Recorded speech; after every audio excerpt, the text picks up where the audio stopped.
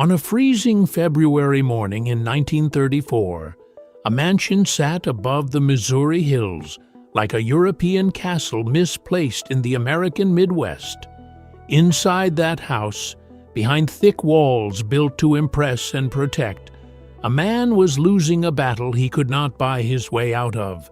His body had been failing for months: heart disease, gout, dropsy, pain that turned every hour into a negotiation. He had survived Prohibition. He had carried a brewing empire through the one era that should have killed it. He had watched his family name become one of the most powerful brands in the country. And yet, in that bedroom, none of it mattered. Just after 8 in the morning, his chauffeur walked in the way he always did and turned on the radio, hoping music might cut through the silence. A second later, a single gunshot snapped through the room. It was not the sound of celebration. It was the sound of surrender. August Anheuser-Busch Sr., president of the largest brewing company in America, had ended his own life with a pearl-handled revolver. Beside him sat a short note, not a long explanation, not a dramatic confession, just a farewell to the people he still loved. "Goodbye, precious mommy and adorable children." 2 words underlined, as if he wanted to make sure they were the last thing the world remembered about him.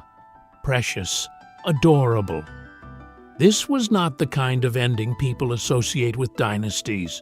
The world likes its rich families to be untouchable, to glide through history in polished shoes and perfect photographs, to never break in ways ordinary people recognize. But that gunshot inside that bedroom is the first clue to what Grant's Farm really is. Because the Busch family estate was never just a mansion. It was an altar to ambition, a fortress built on a piece of land already soaked in American myth, and a place where triumph and tragedy kept taking turns. The property carried a name that did not belong to the Busch family at all: Grant's Farm, a name tied to a man who became President of the United States, but who first lived on that land not as a hero, not as a symbol, but as a struggling farmer fighting stubborn soil and harder luck. It was a place where the American dream looked small and desperate before it ever looked grand. And that is the strange truth about this mansion. It sits at the intersection of 2 American stories that seem incompatible. One is a story of failure, bankruptcy, and humiliation. The other is a story of immigrant success, so massive it reshaped the country. And when those stories collided, they did not cancel each other out. They stacked on top of each other like layers in a wall, and the result was a mansion that could never fully escape the weight of what came before. To understand why death echoed through that house in 1934, you have to go back farther than the mansion. You have to go back to where the Busch family story actually begins, across the Atlantic, in the Old World, in a small German village called Kastel, in a family that understood trade, supply, and discipline long before America ever learned their name. In the summer of 1839, a boy was born into that world, Adolphus Busch, one of 22 children, raised under a father who made sure his sons were educated and ambitious.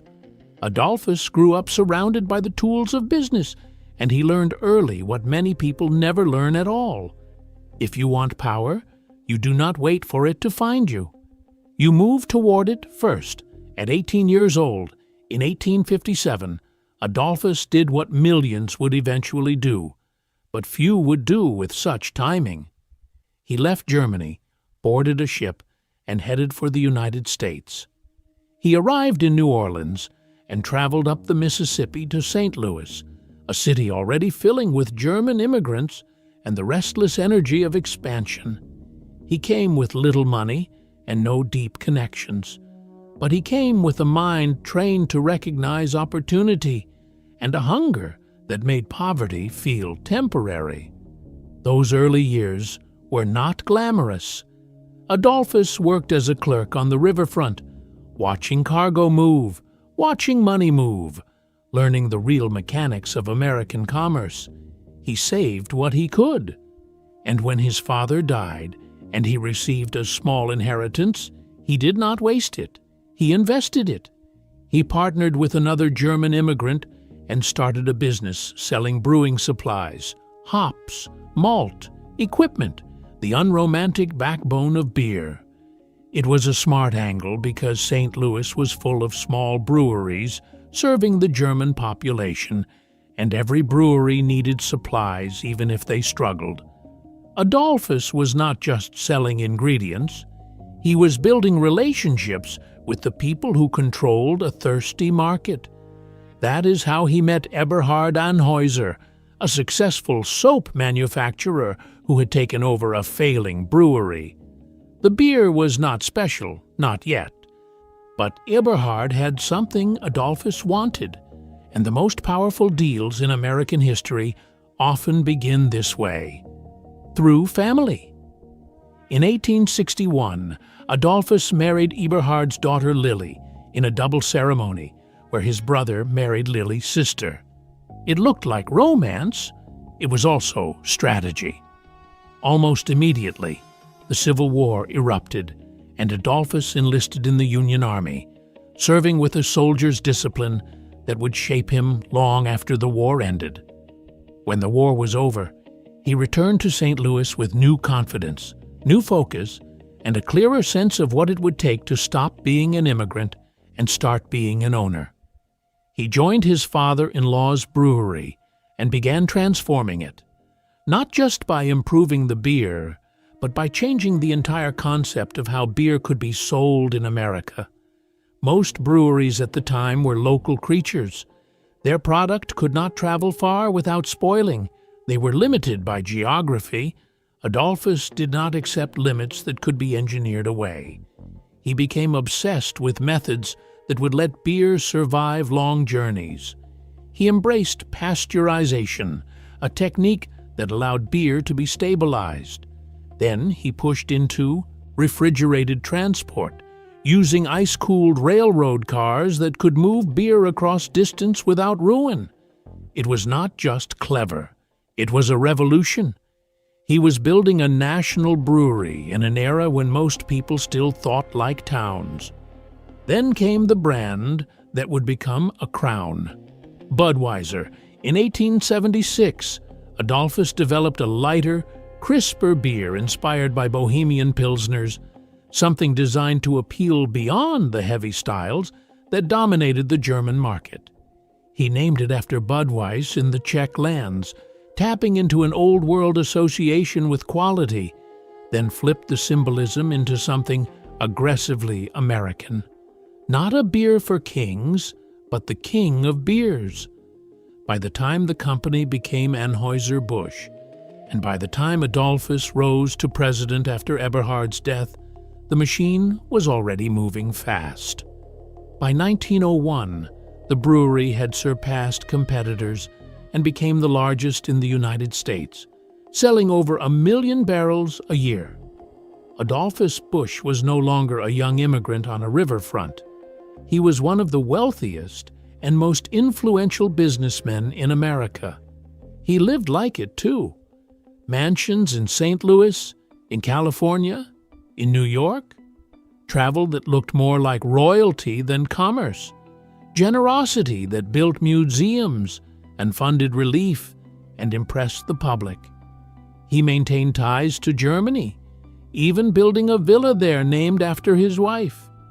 He had conquered the American dream so thoroughly that he could afford to decorate it with European elegance. But the thing about men like Adolphus is that they do not just want wealth. They want permanence. They want something that will anchor their name to the land itself, something that outlives products and profits. And that desire would eventually lead the family to a piece of Missouri countryside already haunted by the story of another ambitious man. a man who would become famous for war and politics, but who first learned the most brutal lessons of life not on a battlefield, but on a farm. In the 1840s, long before Budweiser, long before Prohibition, a young officer named Ulysses S. Grant was stationed near St. Louis. He visited a plantation called White Haven, owned by the Dent family. The land was beautiful, sprawling, worked by enslaved laborers, shaped by the brutal economics of the era. Grant fell in love there with Julia Dent, and he asked her to marry him under a tree on that property. Their story, often softened into romance, existed inside a harsher reality. This land was part of a system built on forced labor. Even love stories in America have shadows attached. Grant married Julia and received 80 acres as a gift, a start toward independence. He resigned from the army in the 1850s and tried to become what America told every man he should be: a provider, a landowner, a self-made farmer. So he built a cabin with his own hands and named it Hardscrabble, a name that sounded like a joke and turned out to be a prophecy. Grant struggled. Crops failed. Weather crushed his efforts. He sold firewood in St. Louis to survive, standing in the cold with a future that looked nothing like destiny. Eventually, he moved back toward White Haven, and then the Civil War dragged him back into uniform, this time to become one of the most important Union commanders, and eventually the 18th president. But Hardscrabble remained standing, a rare artifact of a famous man's ordinary suffering. And after Grant's presidency, the story turned darker. He became tangled in a Wall Street scheme, lost everything, and in the desperation to pay debts, he signed away his beloved Missouri property. Grant died in 1885, bankrupt, just days after finishing the memoirs that would save his family financially and burn his name permanently into American legend. The land passed through other hands, and then, in 1903, the southern portion of it was purchased by the Busch family, not as a museum piece, not as a patriotic tribute, but as a private kingdom. It was bought by Adolphus Busch for his eldest son, August Anheuser-Busch Sr. August Sr. had grown up inside the empire. He understood brewing not as an abstract business, but as a craft and a machine. When he received the property, it was meant to be a retreat. Hunting, horses, family gatherings, a place to breathe outside the city. But August Sr. did not just want a retreat. He wanted a statement. He wanted a palace that could compete with the grand estates of Europe and prove that the Busch family belonged not just to industry, but to American aristocracy. So in 1910, construction began. August hired architects and planners who knew how to build for spectacle.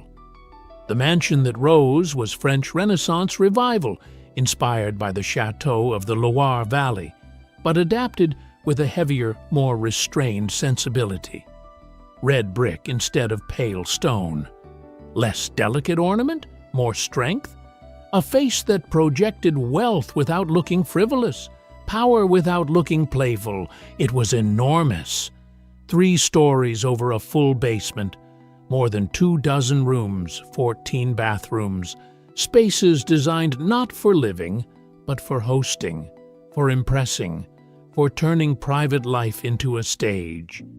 Inside were features chosen like trophies: Tiffany-stained glass with hunting scenes, a gun room displaying trophies from around the world, floors that shifted between oak, walnut, and marble, art that celebrated the American West, because even as the family built a European castle, they still wanted America to see them as frontier conquerors too. The mansion cost an astonishing sum for its era, completed in 1913, and it stood as one of the grandest private homes in the Midwest. August Sr. and his wife Alice moved in, and for a moment It looked like the family had reached the perfect balance. Old world elegance, new world wealth, a palace built on presidential land, a dynasty anchored to history. Then, in that same year, the patriarch died. Adolphus Busch passed away in Germany, and his body was returned to St. Louis, where immense crowds lined the streets to mourn him. The funeral was not just grief, it was proof of status, a public recognition that this immigrant had become part of the nation's elite. August Sr. inherited leadership of the company in a period when being German in America was becoming dangerous. World War I triggered a wave of anti-German sentiment. The same heritage that had once been a selling point now became a liability. Then, an even larger threat rose, one that did not care about nationality at all. It cared about morality, politics, and control. Prohibition. When the 18th Amendment went into effect in 1920, it was supposed to end the brewing business in the United States. For hundreds of breweries, that is exactly what it did. Companies that had existed for generations collapsed in silence. Jobs disappeared. Families lost everything. The industry was supposed to die. August Sr. refused. He forced Anheuser-Busch to evolve into something else long enough to survive. They produced products that could keep factories running: malt syrup, baker's yeast, ice cream, soft drinks, corn products, refrigeration equipment. It was not glamorous. It was not the dream. It was survival strategy, and it worked. The company stayed alive through 13 long years of legal drought, waiting for the day the country would reverse itself. In December 1933, Prohibition was repealed. The brewery was ready. The first legal cases rolled off the line, and it should have been the triumphant climax of August Sr.'s life, the moment where the man who carried the empire through the storm finally got to celebrate the clearing sky. But the human body does not care about business victories. By then, August Sr.'s health was collapsing. His pain was constant, and the family had already absorbed another fear, one that every wealthy dynasty learns sooner or later. Money makes you visible, and visibility attracts predators. In 1930, his 13-year-old grandson had been kidnapped at gunpoint. The boy was held for hours until a ransom secured release. He returned alive, but innocence does not return so easily. For the family, it was proof that their world, no matter how guarded, could be invaded. By early 1934, August Sr. could not bear it anymore. Heart disease and swelling, the slow humiliation of a body turning against itself, and perhaps the exhaustion of carrying an empire through moral warfare. In that mansion, built as a monument to success, he chose control in the only place he could still claim it. He took the revolver and he ended his life. The coroner's jury met at the mansion itself, and the verdict was simple: suicide due to long illness. No scandal, no mystery, just the cold recognition that suffering can crush even the strongest businessman. Thousands of mourners came, senators and brewers, people who understood that they were watching the end of an era. August Sr. left instructions about his burial. He did not want to lie with his parents in the grand mausoleum. He wanted to be placed within sight of Grant's farm, close to the estate he had built. Even in death, he clung to the land as if it could hold him.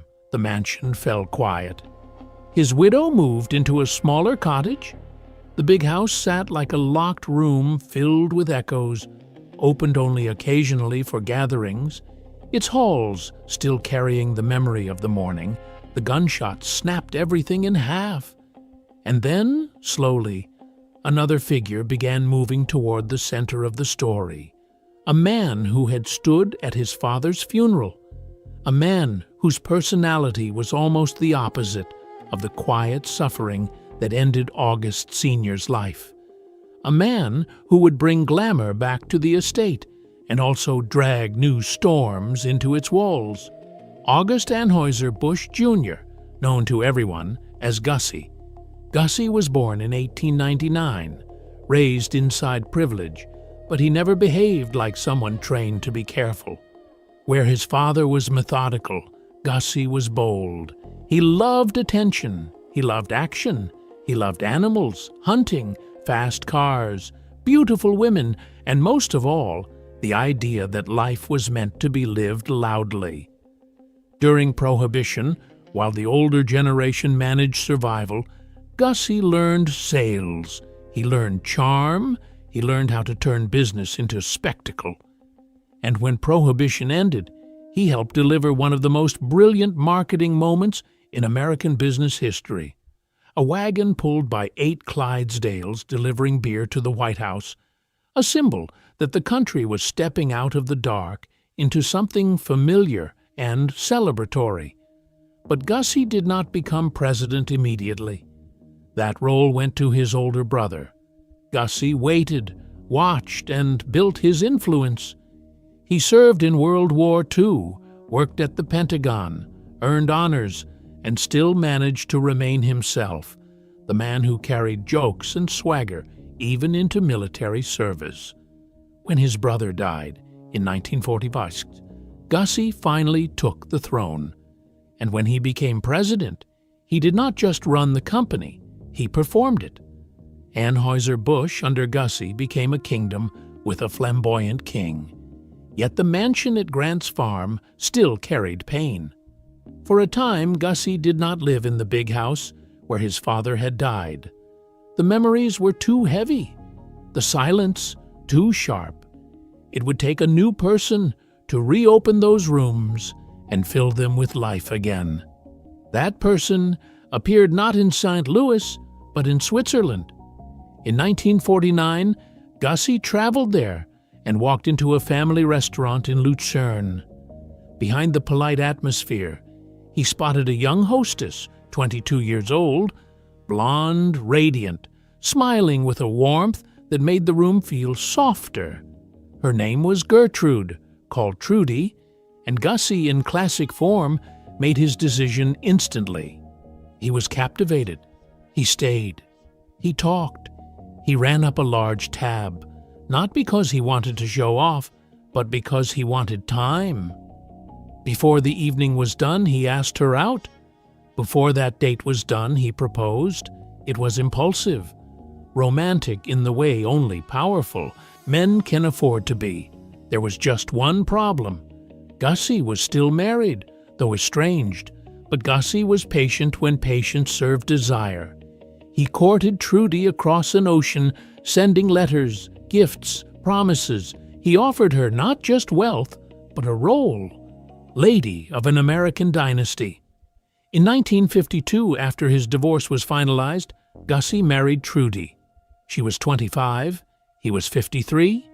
The gap did not matter to him. What mattered was that she brought a new energy, and she used it to revive Grant's Farm. Trudy insisted the big house be reopened. The locked rooms were cleaned, restored, decorated. The mansion that had become a shrine to death began to sound like life again. Parties returned, flowers returned, guests returned, and with Trudy, the estate entered its most glamorous era. They hosted celebrations rooted in German tradition, events that connected the family back to their immigrant origins while displaying their American dominance. Staff received bonuses, champagne flowed, harvest festivals rang with folk songs. Grant's Farm became a place where power came to pay respect. Presidents visited, dignitaries, celebrities. The estate began to feel less like a private retreat and more like a royal court. Gussie was not content to keep his kingdom private. He had the instincts of a showman and the ego of a builder. In 1953, he bought the St. Louis Cardinals, saving them from relocation and linking the Busch name to baseball royalty.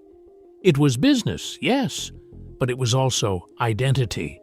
Owning the team meant owning a piece of the city's soul, and it gave him a platform to turn beer marketing into culture.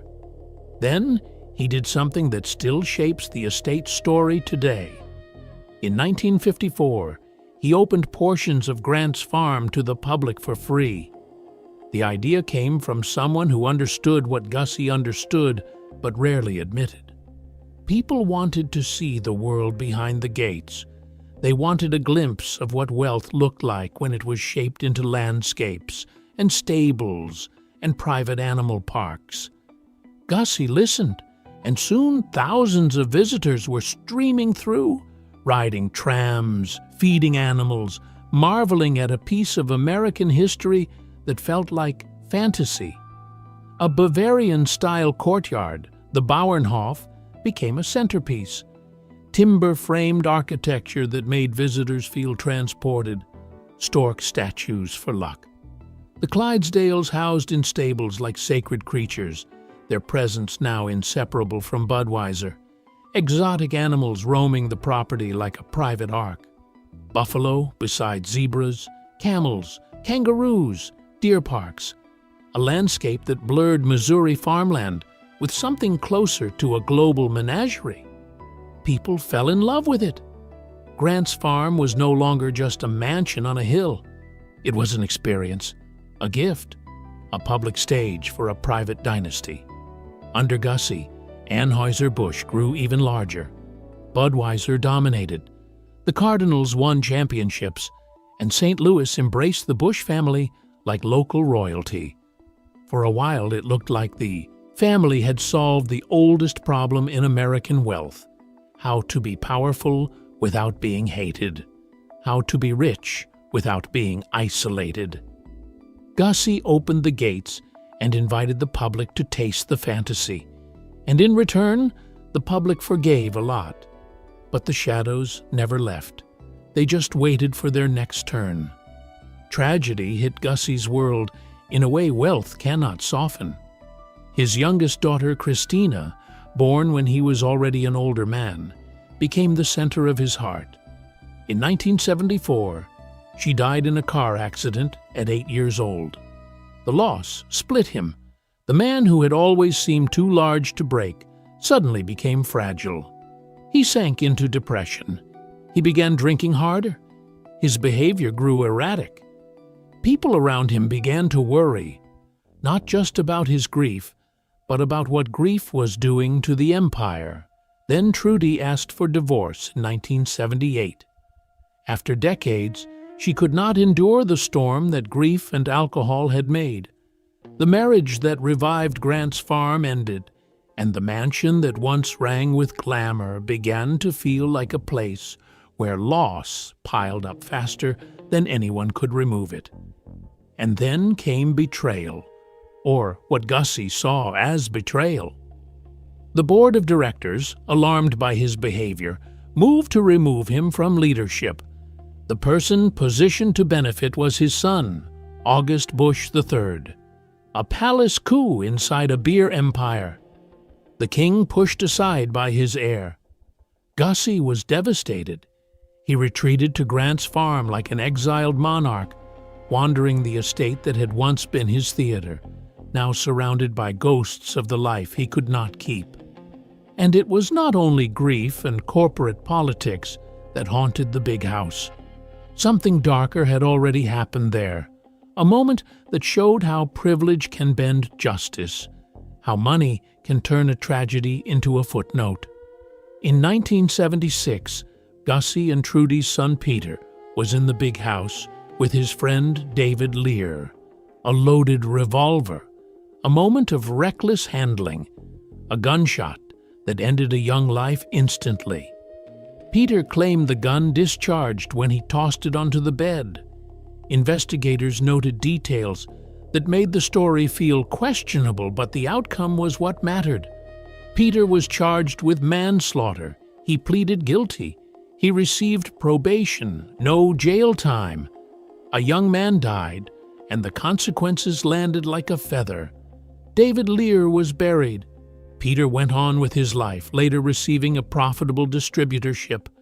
And for those who watched from the outside, it was another example of a pattern that would follow the Busch dynasty for decades: death, legal entanglement, and an outcome softened by power. Gussie lived 13 more years after being forced out of the company. He married again, to his secretary Margaret, who became the first woman on the company board. She later died suddenly, leaving him alone again. In 1989, Gussie died at Grant's farm at 90 years old. His will revealed the complexity and bitterness that still existed beneath the polished family image. He left symbolic items, he left instructions about art and possessions, and he left his eldest son, the man who took his company, almost nothing, just a single golden telegram passed down through generations. Even in death, Gussie sent a message: "You took my throne, but you did not get my blessing." After Gussie, the big house became less of a home and more of a symbol, used for gatherings, events, a quiet monument to a dynasty that had peaked and was beginning to fracture. The family story did not end, though. It simply shifted into a more modern kind of darkness, the kind built from speed, addiction, and scandal. Gussie's grandson, Adolphus Busch IV, grew up surrounded by the expectation that he would one day lead the empire. He had the looks and charisma people associate with heirs. He also carried recklessness that made him fascinating and dangerous. In 1983, at 20 years old, he left a bar in Tucson with a young woman named Michelle Frederick. He was driving his Corvette fast. At a curve known for accidents, the car flipped. Michelle was thrown out and killed. What made the story truly dark was not only the death, it was what came after. August fled the scene. He did not call for help. He did not report it. He went home. Police later found him injured and disoriented. He claimed amnesia. Investigators found signs of alcohol, empty beer cans. The case dragged on. Lawyers fought evidence collection. Time passed until toxicology meant nothing. In the end, authorities declined charges. Insufficient evidence, they said. And the public watched another young life disappear into the shadow of wealth. 2 years later, August was involved in another incident, a chase with undercover officers, a story that ended with acquittal. Despite everything, he continued rising through the company, shaping marketing campaigns, becoming the heir in practice as well as in name. In 2006, he became chief executive, the last Busch to run the company their ancestor built. And then the ultimate defeat arrived, not in a bedroom, not in a car crash, but in a boardroom. In 2008, InBev moved to purchase Anheuser-Busch for billions. August fought the takeover, but the board, including his own father, accepted.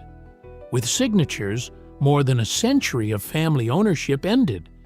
The empire that began with an immigrant stepping off a boat passed into foreign hands. The Busch family remained wealthy, but the crown was gone. Then, in 2010, another death touched August's orbit. His girlfriend, Adrienne Martin, was found dead in his bed. Lethal levels of drugs in her system. The death was ruled accidental. Lawsuits followed. Settlements. No criminal charges. Another tragedy. Another set of questions. Another outcome that felt, to outsiders, like the world treated this dynasty differently. And through all of it, Grant's farm remained standing. That is what makes this mansion so strange. It outlasts the men who built it. It absorbs the century like a sponge. It shifts identities without ever losing the weight of what happened inside it. It has been a private palace and a public attraction. It has hosted presidents and tourists.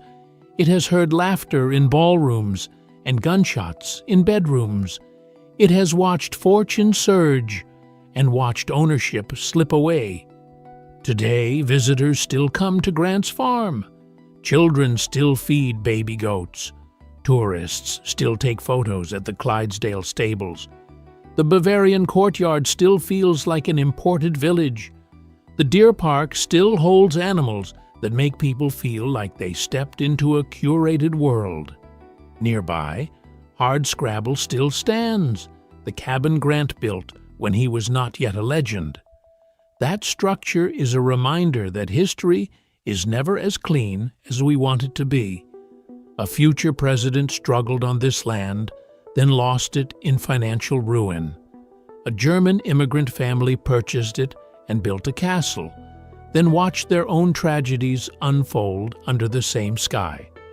In 2017, parts of the family moved to secure the farm's future, keeping it operating, preserving it as an attraction, maintaining it as a place where the public can still touch a piece of American mythology. Meanwhile, the big house remains private, not a permanent residence, but a venue, a symbol, a backdrop for weddings and special events. And that is where the darkness becomes almost absurd. Couples now exchange vows inside rooms built as monuments to empire and marked by death. Guests toast in hallways once haunted by grief. Photographers capture smiles under ceilings that listen to gunshots. The past and present coexist in the same space, separated only by the human ability to forget what a building remembers. If you stand on that land and look up at the mansion, you can feel the pressure of all the stories layered into it. Immigrant ambition, presidential hardship, Prohibition survival, public generosity, private collapse, love and divorce, death by accident, death by gunshot, death by overdose, corporate betrayal, corporate defeat, a dynasty that gave America its most famous beer and one of its most recognizable symbols, the Clydesdales, and also gave America a reminder that wealth does not insulate the human heart, because that is the final truth behind the Grant's Farm Mansion. It was built to prove the Busch family had arrived. It was built to anchor them to American history.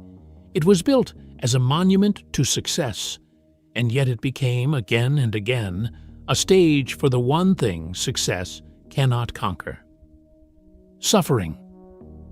August Anheuser. Busch Sr. did not build that bedroom thinking it would become the place he died by his own hand. Gussie did not reopen those halls thinking they would become a palace full of loss.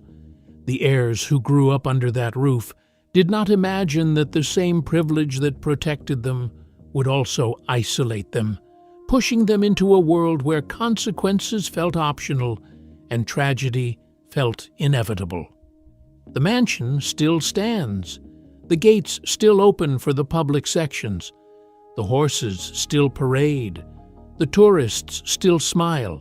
And, somewhere behind the private walls of the big house, in rooms most people will never see, the history remains, not as a tidy narrative but as a long echo, reminding anyone who listens closely that the American dream, when stretched into a dynasty, often comes with a shadow long enough to cover a mansion.